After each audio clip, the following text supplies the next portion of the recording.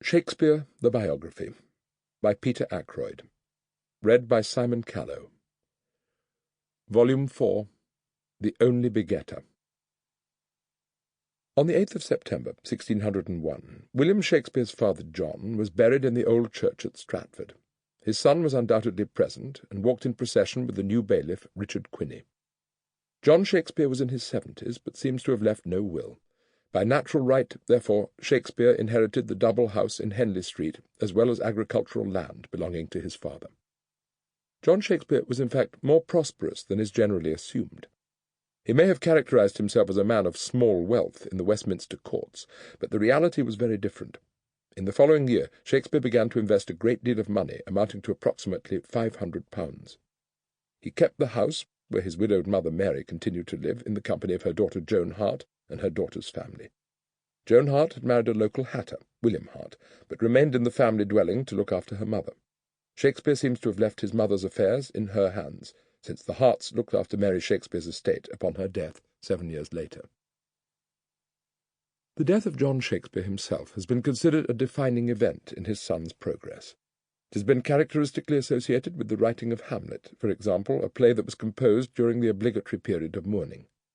In the first scene, the ghost of Hamlet's father comes back from the flames of purgatory, a holy Catholic territory, in order to haunt the earth. The available evidence supports the belief that Shakespeare himself played the part of the dead father. It is a suggestive impersonation, adding to the fact that the title of the play invokes the name of his own dead son. In this period, fathers and sons are deeply implicated in the workings of his imagination. In this play, too, the inheritance from father to son is riven and brutally distracted. It is also Shakespeare's longest play. It has been calculated to require a playing time of 4½ hours, far too long to be performed entire in the 16th century, even if the playing time was stretched to the maximum. It suggests that he wished or was determined to include all its connections and associations. We must not use the anachronistic vocabulary of obsession or compulsion in this matter. We can only say with certainty that there was much for Shakespeare to dramatize. Richard Burbage played the titular hero. It was a part in which he could excel, and proves to an almost excessive degree that the art of Elizabethan drama was the art of character. There is an allusion to Burbage's acting of Hamlet in a poem of 1604, which describes how the apparent madness of the prince was signified by Burbage sucking on a pen as if it were a tobacco pipe, and drinking from an ink-pot as if it were a bottle of ale. It seems to have been a memorable piece of stage business. Shakespeare was known to be the master of soliloquy. Long before Hamlet, it was one of his strengths that could be called upon in patching up a play such as Sir Thomas More. But in this play he refines his art to the extent that the soliloquy seems to become the index of evolving consciousness.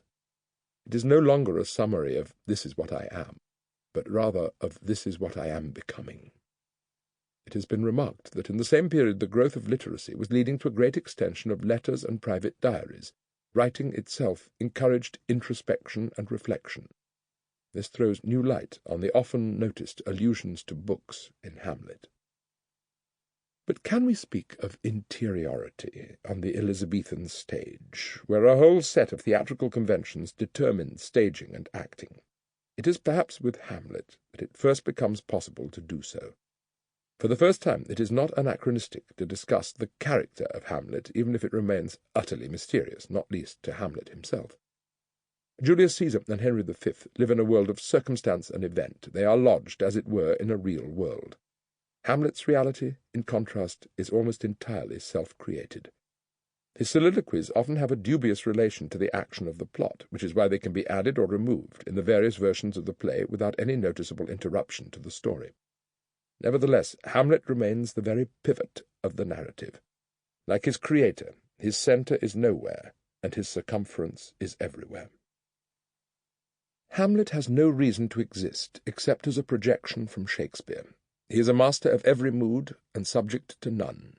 He is possessed by an extraordinary mental agility and energy. He has many voices, but it is hard to locate any central or defining voice.